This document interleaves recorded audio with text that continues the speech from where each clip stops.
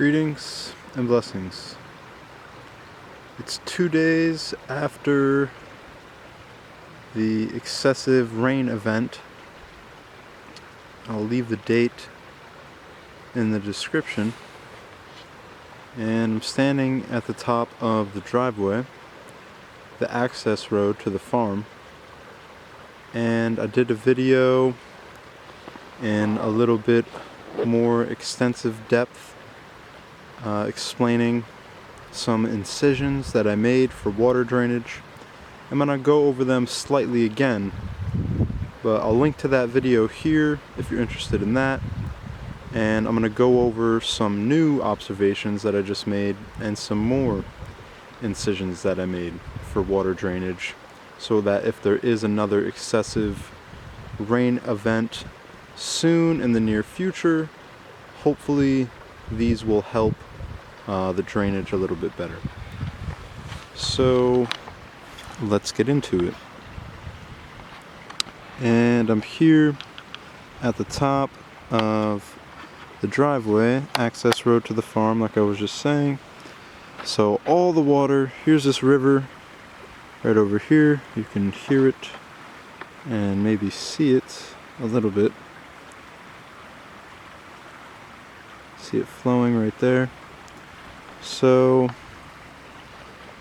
it overflows, I guess, when there's excessive amounts of rain and there's no vegetation actively growing on the side. Everything is dormant. There's nothing there right now to absorb all this moisture through drinking. So I don't know if this has happened before, but the river overflowed its bank right here, and it's flowing down the road. And there was water obviously coming from right here and flowing down this way as well. And a few days ago I made a few minor incisions. I talked about this in the other video a little bit, but you can see right over here, if you go over this bank, here's the road, you go over this bank, and there's like a little pond, vernal pond, or spring. So maybe that's what a vernal pond is, but anyways, I made a little drainage. So this is on a slope going down that way, so water can't come back over, but when this puddle overflows, it can go over that little ridge there into the spring slash pond. And I made this little incision and this one as well.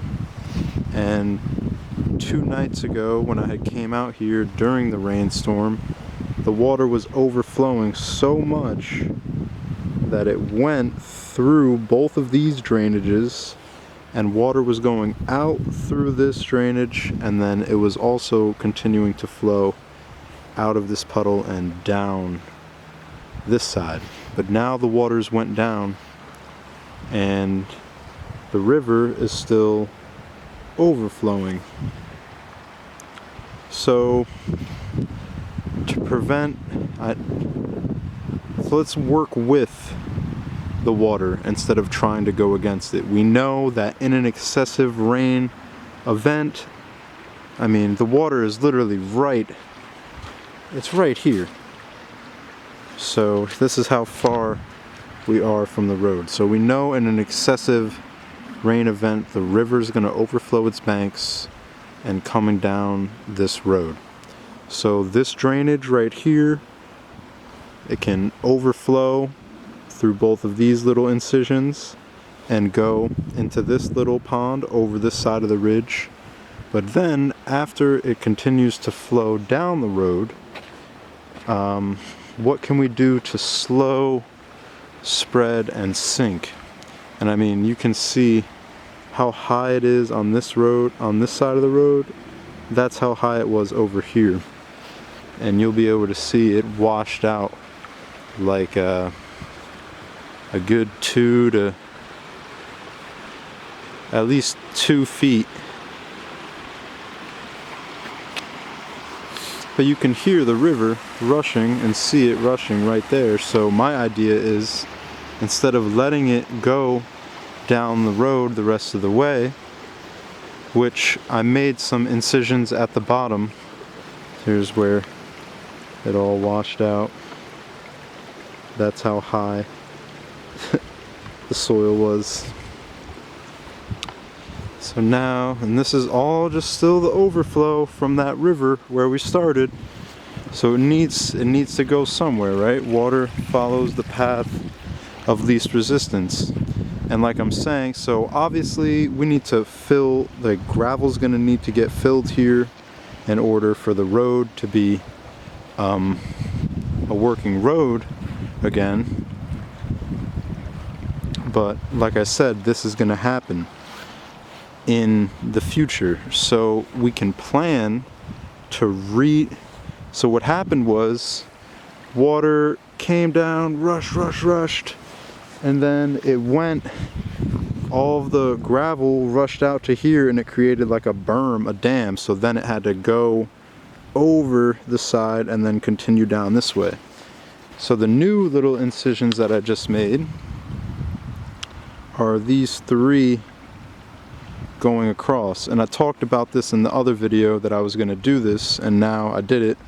So the water comes down, and you can see right there it's actually flowing right off the side into this pasture, back out into the river where it's coming from. So it took a big detour. It overflowed from the river, came down the road, and instead of letting it continue down all the way down to the road where we created some little more drainage systems, we're detouring it back out to the side. But we weren't able to do that fully, so it comes over, comes down, and then we did 2 more going out that way. And then it's still and you can see it's actively flowing. It's actively flowing out that way. It's actively flowing out this one, but it still wants to bypass these 2. So that's okay. And then we made another one. And this is kind of like the final redirectory from keeping it going down the rest of the road,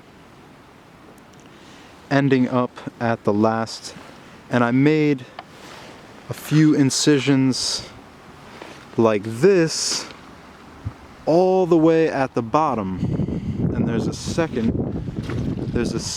river that comes through here. So now when all of this drains out to the bottom of the road, it can drain off into the river, and I talked about that extensively in the other video that I'm going to link to here. So anyways, that's a December flood washout for you, and those are my observations, and those are my new incisions. So obviously this road probably isn't going to get fixed until the springtime, maybe early summer, to get some more gravel poured in here.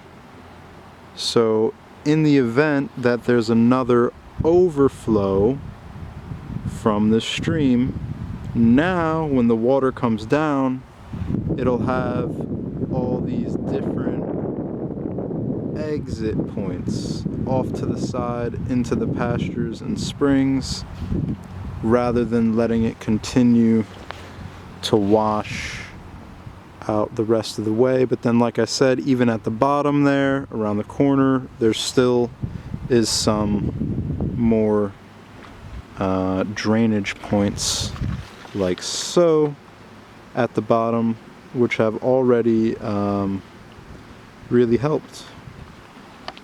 So much love, wholeness. I'll leave the date in the description. I don't know what I'm going to name this one yet, but observations of flooding and what we can do to prevent further runoff damage. I don't know. One love, wholeness. We will see you on the next one.